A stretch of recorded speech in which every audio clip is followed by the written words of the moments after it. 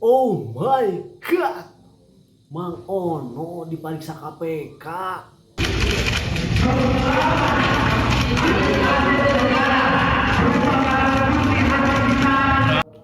Dari partai yang sama deh, ya.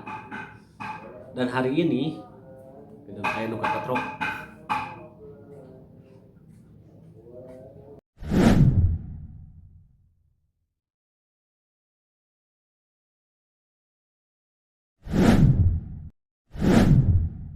No, dia teh asa kuraruas gitunya Mang Ono diperiksa KPK terkait cenah dugaan proyek ijon teh kamari ya. Terkait ijon anu ngalibatkeun Bupati Bekasi jeung bapana. Nah, diperiksa KPK Ono Surono teh sebagai ketua DPD PDIP Jawa Barat kalau nggak salah ya. Kita simak dulu videonya.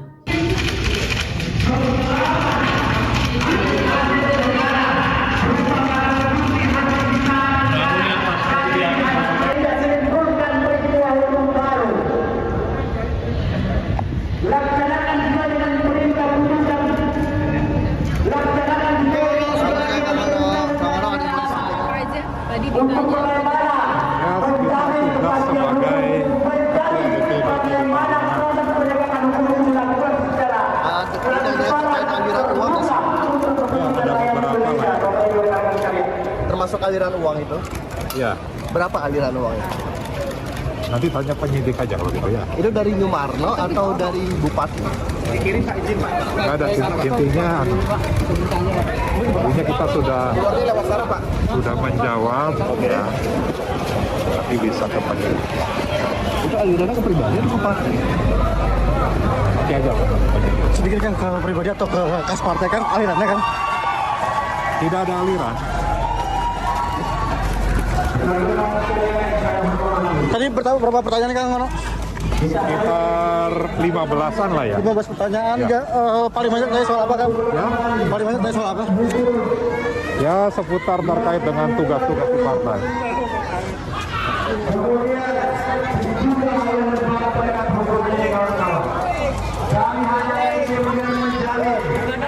Oke, di sini Ame tidak akan membahas Mang Ono Surono itu diperiksa sebagai apa dan keterlibatannya apa dalam kasus dugaan ijon proyek ini ya. Akan tetapi yang menarik untuk Ame bahas ya, kasus ini diduga syarat akan kepentingan politik. Menurut keyakinan Ame, ada elit parpol tertentu ya, kita tidak akan sebutkan partainya apa, mungkin kalian sudah tahu ya, yang tidak suka kadernya dekat-dekat dengan Deddy Mulyadi. Kita tahu kan mereka-mereka atau parpol-parpol yang menyerang KDM itu ya, mereka mengatasnamakan dari oposisi gitu. Nah, ketika ada kadernya yang dekat dengan KDM, mungkin di sini nih yang menjadi ketidaksukaan parpol tersebut terhadap kadernya ini. Mungkin pemikiran manehna mah wah iya membahayakan, ini bisa-bisa membelot gitu ya, bisa-bisa membelot, tidak mengindahkan instruksi partai, mungkin ini mah ya. Sehingga melalui kasus ini ada dugaan upaya-upaya gitu untuk melemahkan kader yang membangkang tadi itu dengan cara ditakut-takuti ya. Sekarang kan kita tahu siapa sih pejabat atau politisi yang tidak takut dipanggil KPK. Nah, mungkin satu-satunya cara ya untuk menjauhkan kadernya dari Kang Deddy Mulyadi ya dengan cara seperti ini. Sehingga ya KDM di pemerintahan akan sulit ke depannya dalam mengambil keputusan, dalam mengambil kebijakan. Pasti ini akan mendapatkan pertentangan dari anggota-anggota dewan ya, yang berseberangan dengan Kang Deddy Mulyadi. Kita kan tahu ya, Mang Ono sendiri nih, sebelum sekarang disebut sebagai garda terdepan KDM gitu, garda terdepan membela Kang Deddy Mulyadi, kan boset kemarin mah membabi buta nyerang KDM. Jeung teu nyaho gitu nya. Mang Ono ini apa alasannya sehingga 180 derajat berbeda, yang tadinya menampilkan ketidaksukaannya menyerang kebijakan KDM, jadi seolah-olah pro terhadap kebijakan KDM apa gitu. Amin juga sampai hari ini belum tahu gitu penyebabnya. Ya akan tetapi walaupun Mang Ono mulai disukai oleh masyarakat, ya, oleh masyarakat Jawa Barat, ya mungkin tidak bagi partainya, mungkin ini mah ya. Kenapa ya Ame menyoroti ini? Karena gini, karena janggal ya, teramat janggal. Ketika kasus ini mencuat ke permukaan aja, ya, Ade Kunang ini kan disebut-sebut sebagai anak emasnya Deddy Mulyadi. Ya. Walaupun berbeda partai dengan KDM, akan tetapi selalu mendukung, ya selalu sejalan dengan pemerintahan Kang Deddy Mulyadi. Ya. Nah, dari mulai kasus ini mencuat, serangan-serangan terhadap Deddy Mulyadi ini sangat tinggi. Oh, jangan-jangan KDM juga terlibat secara gitu, anak emasnya diduga melakukan korupsi.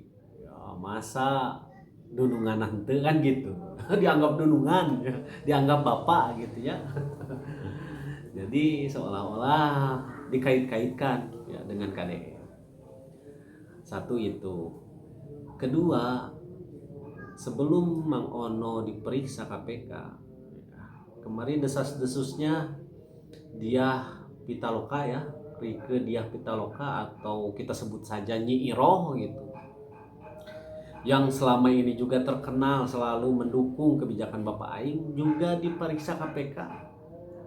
Walaupun ya kapasitas Nyi Iroh itu diperiksa KPK sebagai Dewan Penasehat Bupati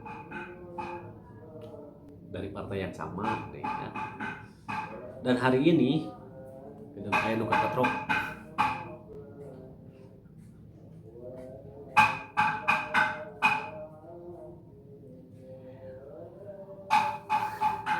Dan hari ini Mang Ono Surono yang notabene ketua partai merah di Jawa Barat gitulah ya, ngerah aman, aduh geus aya nu kaketok.